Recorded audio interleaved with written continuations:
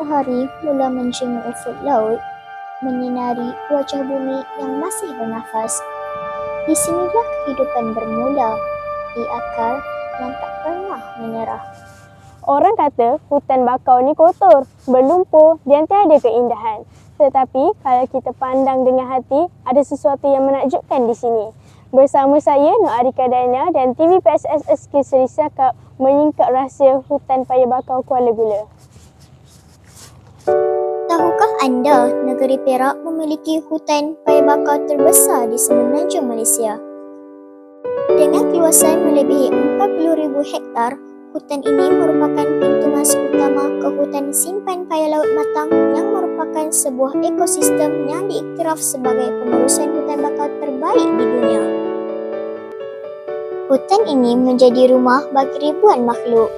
Di dahan-dahan tinggi, burung botak kecil memerhati perairan. Di dasar berlumpur, ikan sembilang menyusuri akar mencari tempat bertelur. Siput gondang dan siput sedut pula menyertai ketam membersihkan lumpur. Setiap spesies saling bergantung. Satu hilang, seluruh ekosistem akan terancam. Saya bersama Cik Puji Astuti, pengerusi Sahabat Hutan Bakau Kuala Gula. Cik Puji, apakah keistimewaan hutan bakau khususnya di Kuala Gula ini? Yang pertamanya, keistimewaan hutan bakau ni adalah benteng pada perairan Selat Melaka. Tapi untuk Kuala Gula adalah menjadi benteng pertahanan bagi penduduk kampung Kuala Gula.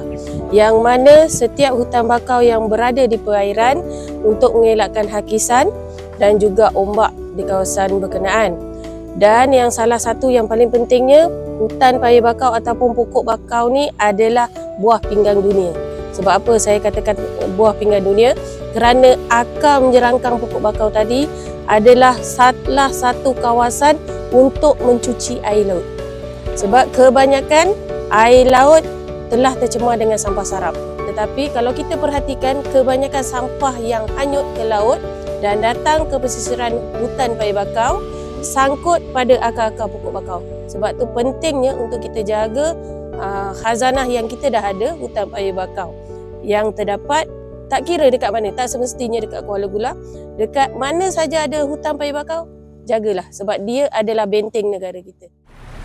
Walaupun gah sebagai pelindung pesisir, hutan bakau Kuala Gula kini berdepan ancaman serius hakisan ombak besar. Setiap inci tanahnya runtuh menjejaskan zon penampungan semula jadi. Tanpa tindakan segera, ekosistem serta keselamatan penduduk pinggir pantai kini berada dalam bahaya. Sejarah yang ni buat habis lah. Gula buat habis kalau kita tak buat penanam pokok bakau. Sebagai sahabat, kena buat tanam. Untuk buat satu benteng tau. Dia tak buat penanam pokok, tak buat aktiviti untuk generasi muda kan. Tenggelam, kalau Gula mesti tenggelam. Selain itu, penebangan dan kecurian bakau turut mengancam kelestarian alam ini. Bakau yang dicuri dijual untuk dijadikan arang atau bahan binaan. Tindakan ini menyebabkan hidupan laut kehilangan tempat tinggal dan merosakkan kelestarian alam ini.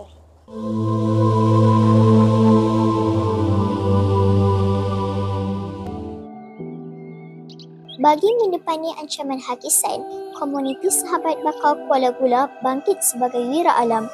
Melalui inisiatif penanaman semula, setiap anak benih yang ditanam bukan sekadar memelihara ekosistem, malah memperkukuh benteng hijau negara. Inilah bukti peranan komuniti dalam memastikan khazanah bakau Perak kekal lestari demi generasi masa hadapan. Apakah harapan Sahabat Bakau pada masa hadapan? Okey. Harapan pertubuhan sahabat hutan bakau untuk masa hadapan berkaitan dengan pokok bakau ni, kita menggalakkan anak-anak muda ataupun sukarelawan untuk berkecimpung dan melakukan pelbagai aktiviti sukarelawan, menjadikan hutan paya bakau ni sebagai satu benteng untuk menjaga kita punya alam sekitar. Bakau di sini saksi banyak perkara, dari nelayan yang berjuang hinggalah teguh sebuah harapan. Namun, mampukah kita menjadi penjaga yang mendengar suara sayup di telan arus kerakusan manusia? Kalau alam boleh berjuang tanpa suara, kenapa kita tak boleh?